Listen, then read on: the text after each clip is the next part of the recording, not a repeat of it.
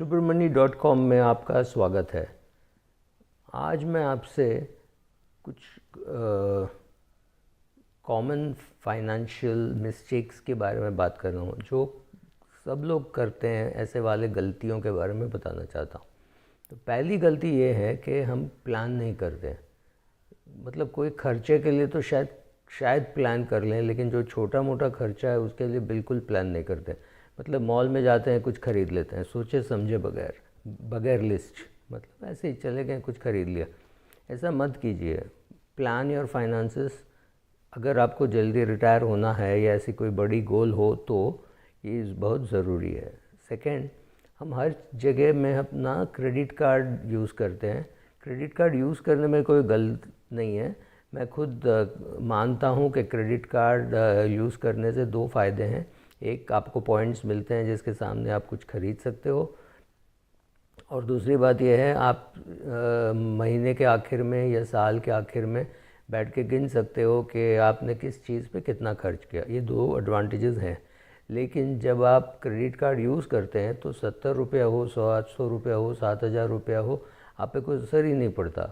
वो स्वाइप कर लेता है और आप सही करके निकल जाते हो, या अपने नंबर डाल दिया, एंटर दबा दिया और चले गए।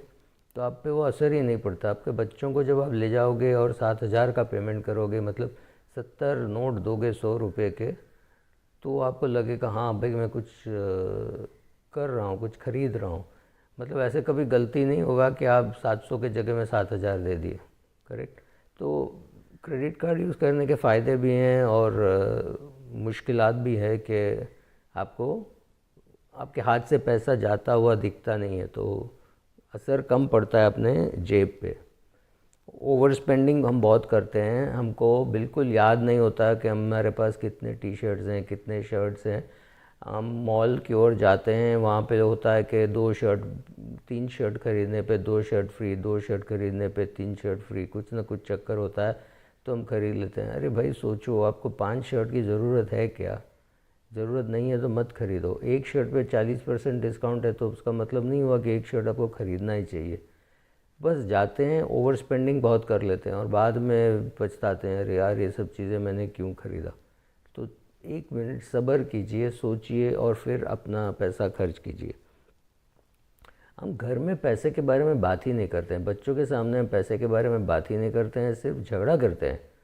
मतलब मियाँ बीवी में झगड़ा फाइनेंस के लेके होता है कि तुम्हारा क्या चाहता है, मैं मेहनत करता हूँ, तुम्हारे बाप का पैसा है क्या, वगैरह वगैरह।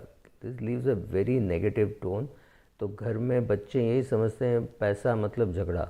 दे associate with the wrong thing. हम बच्चों को समझाते नहीं हैं कि कंपाउंडिंग क्या होती है, पैसे बचाया कैसे जाता है, उसके निवेश कैसे किया जाता है। नहीं, हम ये सब नहीं बात करते हैं, सिर्फ पैसे के बारे में झगड़ा करते हैं, एंड वो बच्चों पे ज़रूर ख़राब असर पड़ता है।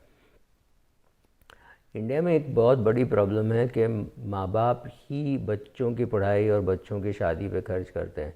इसीलिए हमारे शादियों में इतना खर्चा होता है। आप सोचिए, 28 साल का लड़का, 28 साल की लड़की, या 30 साल का लड़का, 28 साल की लड़की अपना पैसा खर्च करके अगर शादी करेंगे तो कितना खर्च करेंगे? 3 लाख, 5 लाख, उससे ज़्यादा तो उनके पास होगा नहीं। और माँ बाप खर्च करते हैं तो 50 लाख, 1 करोड़, 5 करोड़, जो उनको मन में आया वो कर लेते हैं, क्योंकि उनके पास तब पैसा होता है जब वो 50 साल के हैं।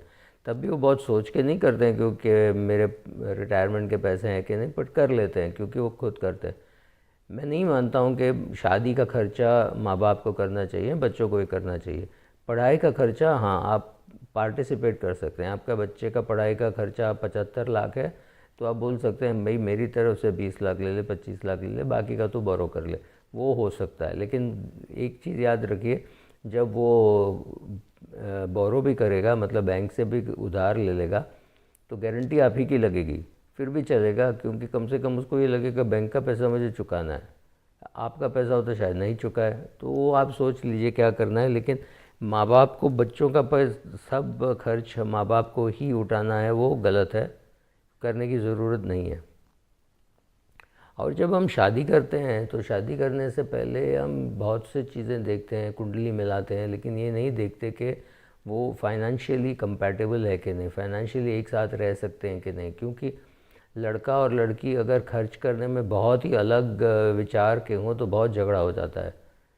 और मैंने ये देखा है नॉर्मली ये सब झगड़े दिखते कुछ और हैं लेकिन होता है फाइनेंशियल झगड़ा। लड़का बहुत खर्चा करता है या लड़की बहुत खर्चा करती है, उनके पर्सनालिटी पे डिपेंड होता है।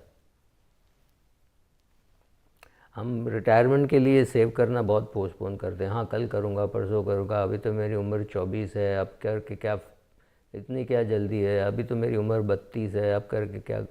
फिर जब 45 होती है और पहले मैं शायद पहले कर लेता तो कम टेंशन होता, तो कम अभी तो करूँ, मतलब पोस्टपोन करते रहते हैं हम।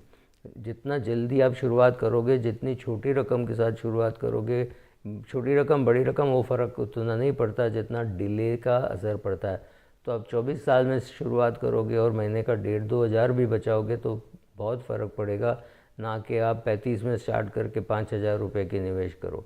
करेक्ट, वो जो एन है इसके बारे में हम बहुत बात कर चुके हैं, तो वो एक चीज़ है। अच्छा, लाइफ इंश्योरेंस हम बहुत कम लेते हैं, हमको पता नहीं होता कि कितना लेना चाहिए, तो हम डर डर के 1,00,000-2,00,000 का एंडोमेंट प्लान लेते हैं। वो मत कीजिए, आप 1-2 करोड़ का टर्म प्लान लीजिए। जब अगर आपकी उम्र कम है, आपकी उम्र 30 से कम है, तो 7-8 हज़ार रुपये सालाना प्रीमियम, 7-8 हज़ार रुपये सालाना premium term insurance, pure term insurance, इसमें कोई रिटर्न ऑफ प्रीमियम वगैरह नहीं, प्योर टर्म इंश्योरेंस लीजिए, वो हम बहुत कम लेते हैं। मेडिकल इंश्योरेंस हम ना के बराबर लेते हैं तो भी 1,00,000-2,00,000 के लेते हैं। ऐसी बात नहीं है कि आपको 50 लाख की ज़रूरत है, लेकिन समझ के लीजिए। आप फ्लोटर प्लान ले सकते हैं, आपके लिए डायरेक्ट प्लान ले सकते हैं, आप टॉपअप ले सकते हैं, सुपर टॉपअप ले सकते हैं, वो सब सोच के समझ के क्या कर रहे हैं जान के फिर कीजिए।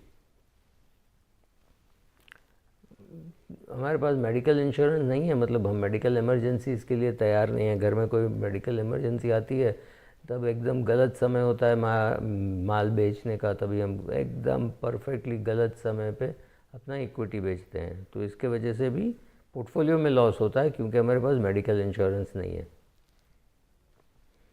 एसेट एलोकेशन हम करते ही नहीं है, या तो सब पैसा डेट में होता है, जैसे कोई बोले नहीं नहीं नहीं इक्विटी से डर लगता है, म्यूचुअल फंड से डर लगता है। मतलब बहुत से लोग ये समझते हैं म्यूचुअल फंड मतलब इक्विटी, और इक्विटी से डर लगता है तो म्यूचुअल फंड से दूर रहते हैं। अरे भाई, आपको थोड़ा पैसा इक्विटी में रखना पड़ेगा, थोड़ा पैसा डेट में रखना पड़ेगा। आप चाहें तो थोड़ा गोल्ड में भी रख सकते हैं, रियल एस्टेट में भी रख सकते हैं, लेकिन सब पैसा बैंक एफडी में रखना कोई मतलब की बात नहीं है, unless you are very old और आपके पास बहुत पैसा हो। आपकी उम्र हो गई है 80 और आपके पास 5 करोड़ रुपए और आपको सालाना 5 लाख चाहिए, मतलब आप कहीं भी रख सकते हो। लेकिन जब आप यंग हो, आप 25 साल के हो, 27 साल के हो, आपके पास 15-20 हज़ार रुपया है और आपको पता है कि आपके रिटायरमेंट के लिए आपको 15-20 करोड़ चाहिए, तो आपको इक्विटी में निवेश करना ही पड़ेगा। एसेट एलोकेशन क्या है सीखें और एसेट एलोकेशन करें, मतलब इक्विटी, डेट, गोल्ड जो भी लेना है इतना लें कि आपकी गोल्स उसमें से मीट हो जाए। अच्छा, हमारे पास कोई भी आता है कुछ भी बेचने को तो हम ख़रीद लेते हैं। आपके पास बच्चा है तो चाइल्ड प्लान ले लीजिए, आपके पास ये है वो है। अरे भाई, ना बोलना सीखो। आपको बेसिक 3-4 प्रोडक्ट चाहिए, टर्म इंश्योरेंस चाहिए, मेडिकल इंश्योरेंस चाहिए, सेविंग्स बैंक अकाउंट चाहिए, एक इंडेक्स फंड चाहिए। इसके आगे आप ना बोलना सीखो। जब तक आप खुद नहीं समझ लोगे, खुद समझोगे, खुद जाके ख़रीदो। ये मत वेट करो कि कोई आएगा मेरे पास इंडेक्स फंड बेचने को, कोई नहीं आएगा। आप समझ के आपको ज़रूरत है इसकी, आप जाके ख़रीदो। फिर कोई आता है तो आप उसको बोल सकते हो मेरे पास इंडेक्स फंड है, ये चाहिए, ये नहीं चाहिए, बराबर। फिर हम फिनंशियल प्रोडक्ट जो है हम अपने चाहने वालों से खरीदते हैं। चाहने वाले मतलब आपकी बॉस की बीवी ने एजेंसी ली है तो आप उससे ले लेते हो, या तो आपकी साली कहीं इंश्योरेंस की एजेंट बन गई है। ये कोई बहुत ही गलत तरीका है, क्योंकि ये लोग जो आते हैं ऐसे ही एमेच्योर बन के आते हैं, थोड़े दिन रहते हैं शौकिया तौर पे और फिर चले जाते हैं। आप अपना पैसा क्यों वेस्ट कर रहे हो ऐसे लोगों पे? किसी भी एजेंट से लेते वक्त उसको पूछो कम से कम तुम 5 साल से तो ये धंधे में हो कि नहीं, नहीं हो तो मत लीजिए। मतलब आपको पता नहीं है वो कमिटेड है कि नहीं, आप अपना पैसा क्यों दे रहे हो उसको, राइट। सो सोच समझ के, एक्सपीरियंस पर्सन, कम से कम 5-7 साल के एक्सपीरियंस हो, आपको प्रोडक्ट समझ में आए फिर ख़रीदें। ऐसा नहीं कि कोई भी आया कुछ भी बेच दिया और आपने ख़रीद लिया। फाइनेंशियल लिटरेसी, subramani.com पढ़ते रहिए, मेरे वीडियोस देखते रहिए। काफ़ी प्रोडक्ट्स के बारे में मैं बात नहीं करूँगा, लेकिन कंसेप्ट के बारे में बात करूँगा। आप कंसेप्ट समझ जाओगे तो प्रोडक्ट ख़रीदना ज़्यादा आसान हो जाता है। और बहुत से ऐसे प्रोडक्ट्स हम बनाते हैं हमारे बिज़नेस में जो आपको बिल्कुल चाहिए ही नहीं। अच्छा, हम बहुत फिर हम ये सोचते हैं, अरे छोटे छोटे रकम बचा के क्या करूं, 50 रुपये दिन का, 1500 रुपये महीने का, 2000 रुपये महीने का, ये बचा के मैं करूं भी क्या करूं? मुझे तो 10,000 50,000 ऐसे बचाने चाहिए, कोई ज़रूरत नहीं है। महीने का 500 1000 जिस अमाउंट से आप स्टार्ट कर सकते हो स्टार्ट कीजिए। आप 18 साल के हो, आपको पॉकेट मनी मिल रही है, माँ बाप दे रहे हैं, 500 से शुरुआत कर सकते हो, 500 से कीजिए। आप 21 साल के हो, आपको स्टाइपेंड मिल रहा है, 5,000 कर सकते हो, 5,000 से कीजिए। 1,500 कर सकते हो, 1,500 से कीजिए। हाँ, अभी आप 25 साल के हो गए हो, आपकी अच्छी नौकरी है, आपको महीने का 50,000 रुपये पगार मिल रहा है, बहुत खूब। अभी आप 10,000 रुपये कीजिए, 20,000 रुपये कीजिए, करेक्ट। सो आपके तब के सिचुएशन पे डिपेंड होगा कि आप कितने के कर सकते हो। जिस अमाउंट के कर सकते हो शुरुआत कीजिए। जितना जल्दी शुरुआत करोगे आपको उतना ही फ़ायदा होगा। तो अमाउंट के उतना मत सोचिए जितना कि आप ये सोचिए कि भाई मैं शुरुआत तो करूं। और हमारे पास जो भी अर्जेंट चीज़ होती है उस पर हम ज़्यादा ध्यान देते हैं। कोई बोलेगा अभी अर्जेंट है तो हम कर लेंगे, वो इम्पॉर्टेंट है कि नहीं नहीं सोचेंगे। तो जो इम्पॉर्टेंट चीज़ हैं, जैसे आपकी रिटायरमेंट है, आपके बच्चों की पढ़ाई है, ये बहुत इम्पॉर्टेंट है, उस पर ज़्यादा ध्यान देना चाहिए। बल्कि ये हो कि वो 18 साल बाद चाहिए या 20 साल बाद चाहिए, उससे फ़र्क नहीं पड़ता, लेकिन वो इम्पॉर्टेंट है। आपकी बेटी को आप बोल नहीं सकते अरे मेरे पास पैसे नहीं है तो मेडिसिन मत कर। जो भी आप पढ़ाना चाहते हो, जो भी आपका लक्ष्य हो, उसके लिए पैसे होने चाहिए, राइट। तो ये सब कुछ ऐसी गलतियां हैं जो बहुत कॉमन थी, तो मैंने इसका आपसे शेयर कर लो। Thank you.